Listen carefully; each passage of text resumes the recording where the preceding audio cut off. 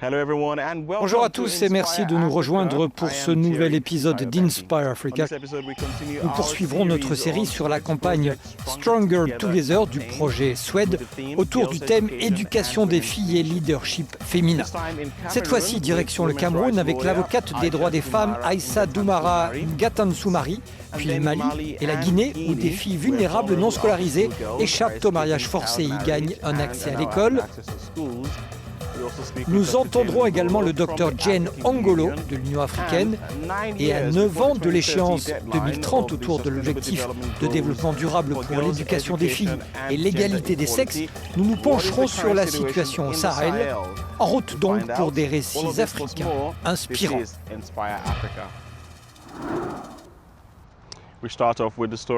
Débutons par l'histoire d'Aïssa Doumara Ngatansoumari, avocate camerounaise des droits des femmes et responsable d'une association de promotion des droits des femmes. Marie est également lauréate du tout premier prix Simone Veil pour l'égalité des genres et de plusieurs prix de l'ONU. Mais tout n'a pas toujours été aussi heureux dans son parcours. À 16 ans, elle fut mariée par ses parents, de quoi ébranler ses rêves d'alors.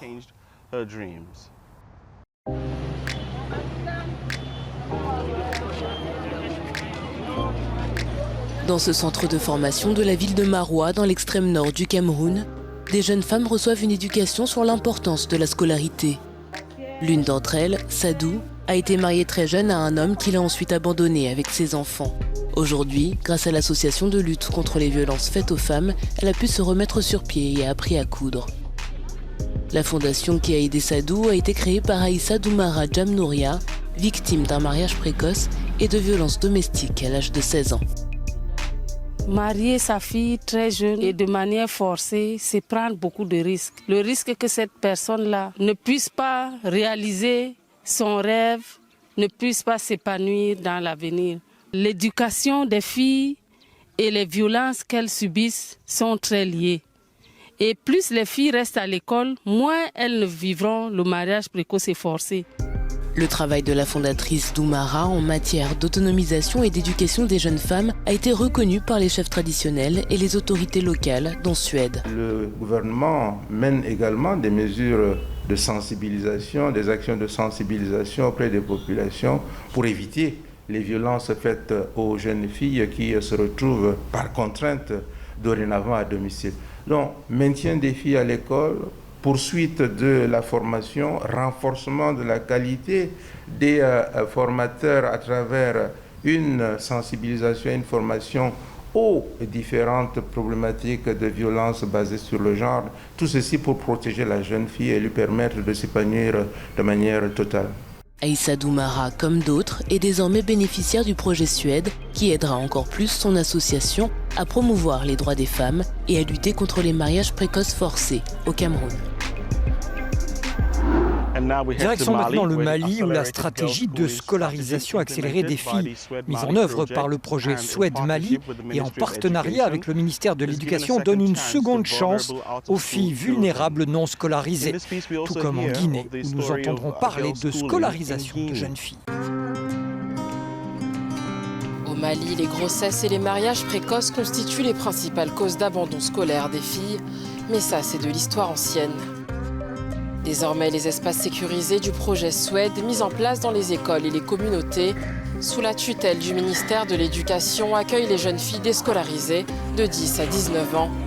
Les filles sont divisées en deux groupes, celles des 10 à 14 ans et des 15 à 19 ans, et fonctionnent malgré la crise sanitaire. Nous avons observé un très faible taux d'abandon des filles qui a été estimé à 2,5% sur l'année 2020. Donc pour dire que malgré la pandémie, dans les 75 écoles d'intervention du Suède, il y a eu une certaine résilience des filles, et en l'occurrence au niveau de l'éducation. Grâce à ces espaces, les filles sont à l'abri des mariages précoces et peuvent tenter de réaliser leurs rêves et contribuer au bien-être de leur famille, mais aussi de leur communauté. Aujourd'hui, grâce au centre, je sais lire et écrire en français et en bambara. Le projet a donné beaucoup de choses.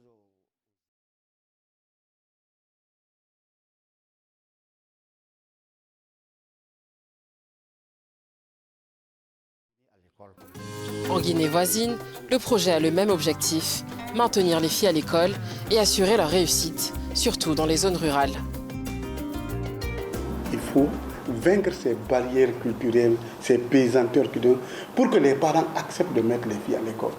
Et qu'elles apprennent quelque chose à l'école jusqu'à ce qu'elles aient un diplôme. Pour beaucoup, les obstacles à la bonne scolarisation des filles n'entravent pas que l'autonomisation et le leadership féminin. Ils ont aussi un impact sur le développement de la communauté et de la nation dans son ensemble. Si vous venez de nous rejoindre, vous regardez Inspire Africa et je suis Jerry Fils-Ayobambi. Afin de parler du rôle de l'Union africaine dans le projet SWED, la chef de la division de la protection sociale des groupes vulnérables et du contrôle des drogues de l'Union africaine est avec nous. Il s'agit du docteur Jane Ngolo. Ma première question pour vous sera simple, docteur. Quelle valeur ajoutée l'Union africaine apporte-t-elle à ce projet? Merci beaucoup pour la pertinence de votre question. La Commission de l'Union africaine se réunit, élabore des politiques et coordonne l'action politique avec les États membres, donc les 55 États. Et l'une des pierres angulaires de l'agenda 2063 de l'Union africaine est le développement inclusif, en particulier les questions d'autonomisation des jeunes filles et des femmes. En rejoignant le SWED, nous plaçons donc ces questions au centre de la Commission de l'Union africaine. Existe-t-il des programmes spécifiques de l'Union africaine dont les femmes du Sahel peuvent bénéficier? Récemment, j'ai entendu un conférencier parler de ne pas donner du poisson aux gens, mais de leur apprendre à pêcher, mais surtout de leur donner le lac. Vous savez, pour moi, donner le lac aux filles et aux femmes, c'est l'éducation. Et l'année dernière, nous avons lancé un programme appelé les Jeunes Ambassadeurs Victorieux.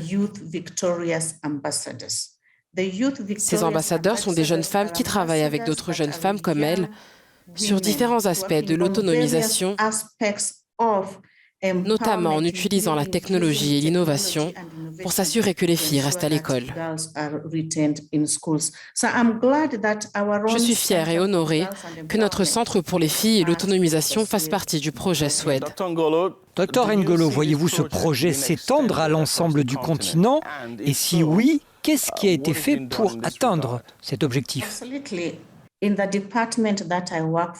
Absolument. Dans le département pour lequel je travaille et dans ma propre division, je m'attaque à deux aspects importants de l'autonomisation des femmes et des filles, à savoir accélérer la fin du mariage des enfants et surtout mettre un terme aux mutilations génitales féminines. À l'heure actuelle, 30 pays sont concernés par le mariage des enfants et 28 par les mutilations génitales féminines. Mais nous nous concentrons sur l'ensemble du continent. Si l'on ne s'attaque pas à ce problème, si ce n'est pas le mariage des enfants, si ce n'est pas les MGF, ce sera probablement la traite des êtres humains. Il s'agirait probablement d'autres formes de violence comme l'exploitation sexuelle des enfants en ligne. Et j'en passe. Notre objectif est donc continental. Il s'agit de veiller à ce que les droits des femmes et des filles soient respectés. Docteur Jane Ngolo, merci pour cet entretien. J'espère vraiment que cela inspirera quelqu'un, si ce n'est une seule fille. Merci beaucoup pour votre attention. L'éducation des filles et l'égalité des genres font désormais partie des objectifs clés de développement durable dont l'échéance est fixée à l'année 2030. Où en sommes-nous et dans quelle mesure les pays sahéliens sont-ils sur la bonne voie pour cela? Nous rejoignons pour en parler Margarita Norris-Harit et Cara Adamon de la Banque mondiale, partenaires financiers du projet SWED. Permettez-moi de commencer par vous, Margarita. Pourquoi l'éducation des filles et les questions de leadership féminin sont-elles une priorité pour ce projet? Bon, les filles et les femmes portent des familles, des entreprises. Elles sont des éducatrices de futures générations. Le coût à ne pas investir dans les filles et les femmes, y compris celles qui vivent dans les communautés les plus pauvres, est énorme. Donc, quand on investit dans leur santé, leurs droits et leur bien-être, on soulève le potentiel des communautés et les pays entiers. Avec un soutien adéquat, les filles, les jeunes femmes et les communautés autour d'elles ont le potentiel de créer un capital humain renforcé et de bénéficier davantage à une croissance inclusive. Permettez-moi maintenant de me tourner vers vous, Kara. Nous sommes à 9 ans de l'échéance fixée à 2030. Quelle est la situation au Sahel? D'abord, il faut dire que des progrès remarquables ont été réalisés en termes d'éducation en Afrique et dans le Sahel, y inclus pour les filles, en particulier au niveau de l'école primaire. Mais des investissements restent à faire au niveau en particulier de l'école secondaire. Pour vous donner quelques exemples, en termes de parité du genre, qui reste un défi vraiment important, au Burkina et au Niger, pour 100 garçons qui finissent l'école secondaire, seulement 30 et 37 filles, respectivement, vont faire de même. Le projet SWED vise à adresser ces obstacles auxquels font face les jeunes filles de façon holistique et spécifiquement à maintenir 1 million de filles à l'école dans les 9 pays qui sont bénéficiaires du projet. L'un des problèmes auxquels l'Afrique est confrontée en termes d'éducation et d'emploi est l'inadéquation entre les compétences et les besoins du marché du travail. Donner la priorité à l'emploi des filles et des femmes peut-il combler ce fossé?